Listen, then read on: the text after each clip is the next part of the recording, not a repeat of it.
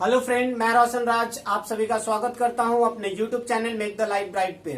दोस्तों, आज का हमारा टॉपिक है रिमाइंडर थ्योरम से रिलेटेड, जो कि 9th क्लास का पॉलिनोमियल चैप्टर का एक इम्पॉर्टेंट पार्ट है।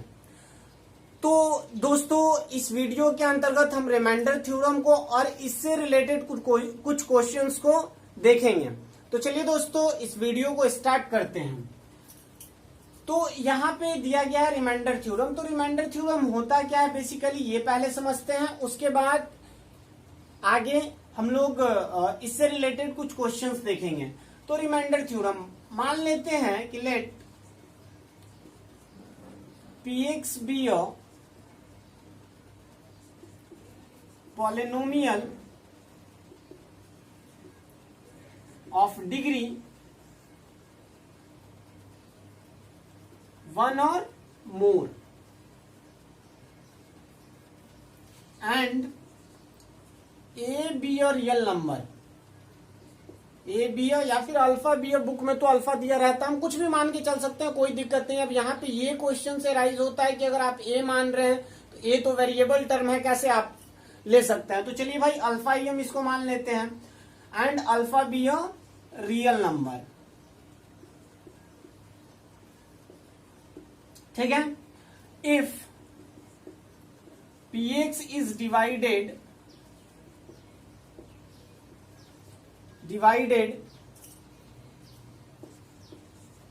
Bye x minus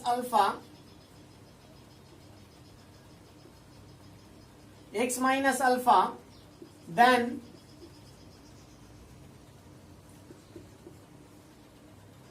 polynomial of alpha is a remainder। तो यहां पे कहने का अर्थ ये है कि अगर पॉलिनोमियल ऑफ x अगर कोई है और जो कि जिसका डिग्री 1 या फिर 1 से ज्यादा भी हो सकता है, मतलब कोई भी डिग्री का पॉलिनोमियल रहे उससे कोई फर्क नहीं पड़ता है, और एक अल्फा जो है एक रियल नंबर लिया गया है, तो अगर आप दिए गए पॉलिनोमियल को x माइनस अल्फा से डिवाइड करते हैं तो पॉलिनोमियल ऑफ अल्फा जो होगा, इट मींस x के जगह पे अल्फा का वैल्यू अगर पुट करते हैं और पुट करने के बाद जो दिए गए पॉलिनोमियल का वैल्यू आएगा वही दिए गए पॉलिनोमियल का रिमाइंडर कहलाएगा, ठीक है। तो then p alpha is a remainder, तो उसका p अल्फा क्या हो जाएगा, रिमाइंडर हो जाएगा। तो इस चीज को समझने के लिए या फिर इसको अगर प्रूफ करने की बात आए तो इस चीज को समझने के लिए हमें एक आइडेंटिटी का यूज करना है, जो कि आप बहुत ही अच्छे से जानते होंगे।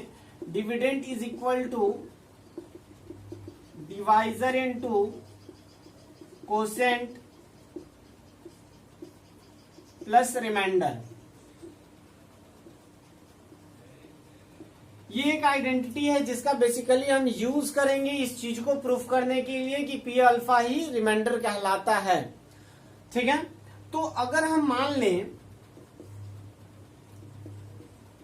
एक आपका कुछ ना कुछ अगर डिवाइड अगर कर रहे हैं तो डिविडेंड होगा, डिवाइजर भी होगा,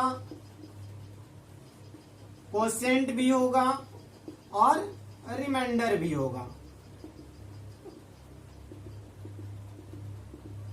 तो यहां पर डिविडेंड हमारा क्या है, पॉलिनोमियल ऑफ x है, तो पॉलिनोमियल ऑफ x है। और डिवाइजर क्या है, डिवाइजर जिससे हम आप दिए गए पॉलिनोमियल को डिवाइड कर रहे हैं, तो हम डिवाइड किससे कर रहे हैं, x माइनस अल्फा से, तो x माइनस अल्फा है।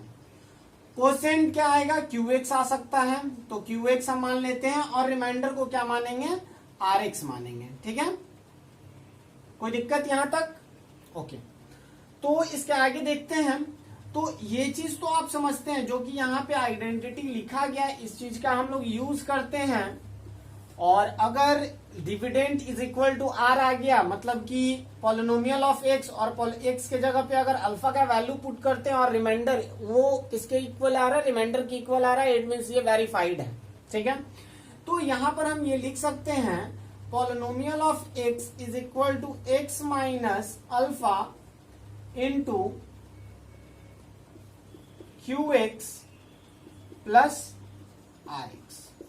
अब एक चीज यहाँ पे ध्यान देने वाली बात ये है कि अगर देख लेते हैं, यहां पर दिया गया है आर एक्स, तो ये तो हम लिख सकते हैं कि आर एक्स का जो डिग्री होगा वो हर हमेशा एक्स माइनस अल्फा से क्या होगा, छोटा होगा। एक्स माइनस अल्फा से क्या होगा, छोटा होगा।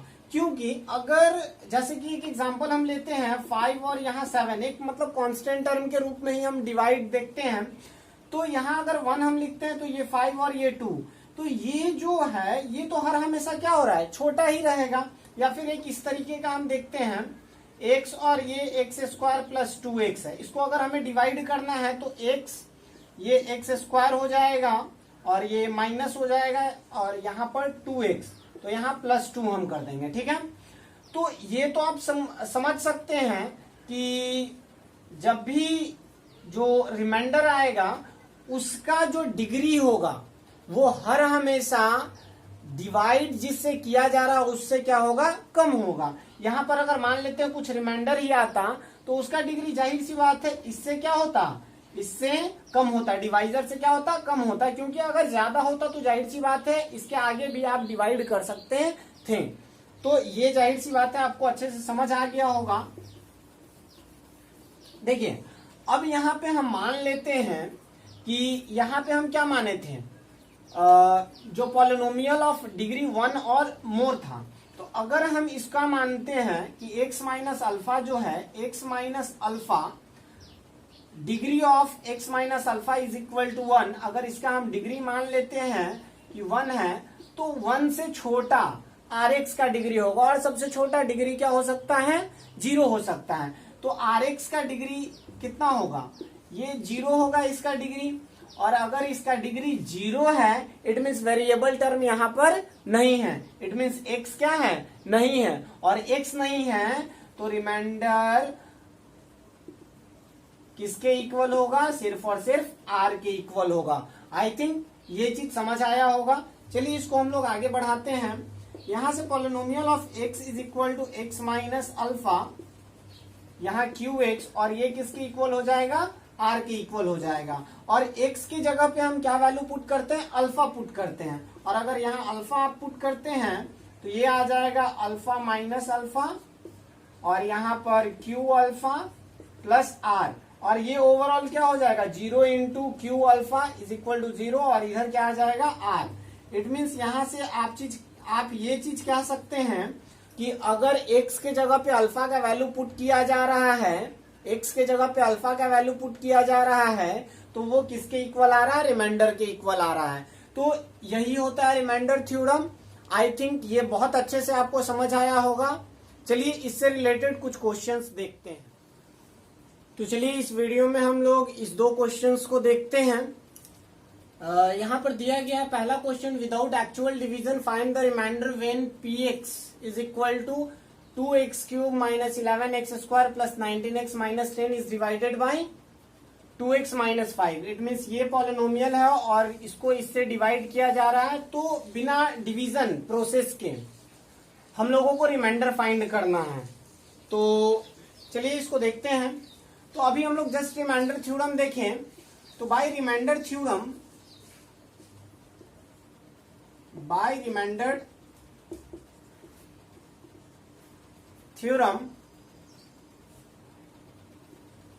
we know that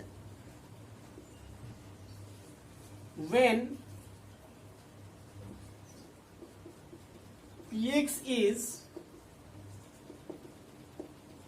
divided by 2x minus 5 then p 5/2 is its remainder. तो यहाँ ये समझना है जैसे कि इससे हम डिवाइड कर रहे थे तो आप इसको किससे इक्वेट कर दीजिए, 0 से इक्वेट कर दीजिए। और यहाँ पे x का वैल्यू फाइंड कीजिए, तो ये प्लस उस साइड जाएगा, ये -5 उस साइड जाएगा, 5 और ये 2 डिवाइड में, तो ये x का वैल्यू क्या हो गया, 5/2 हो गया। तो x की जगह 5/2 रखा जाए तो हमारा क्या फाइंड हो जाएगा, रिमाइंडर फाइंड हो जाएगा। तो चलिए यहाँ पे तो हम ये देख लिए, अब ये पुट करके देखते हैं कितना आता है। 2 into 5/2 whole cube 5/2 whole square plus 19 into 5/2 minus 10। ठीक है, इसको अगर सॉल्व करेंगे तो 5 का क्यूब 125 और ये हो जाएगा 8। ठीक है, यहां पर अगर सॉल्व करेंगे तो 11 इंटू 25/4 और इसको अगर सॉल्व करेंगे तो 40 और 19 5 जा कितना होता है 95/2 माइनस 10। ठीक है, अब यहां से ये 4 भी हो सकता है, तो एलसीएम आप 4 ले लीजिए। अगर 4 हम एलसीएम लेते हैं तो ये 125, ये कितना हो जाएगा 572। ठीक है, यहां आ जाएगा 119।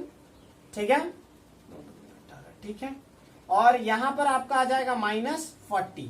अगर इसको आप सॉल्व करते हैं, जैसे कि यहाँ पे हम साइड में सॉल्व कर देते हैं 125 और 190, ये हो गया 5 1 और ये 3, और यहाँ पे 275 और ये 40, ये हो गया 5 1 और ये 3। तो ओवरऑल यहाँ पे रिमाइंडर क्या हो जा रहा है 0/4।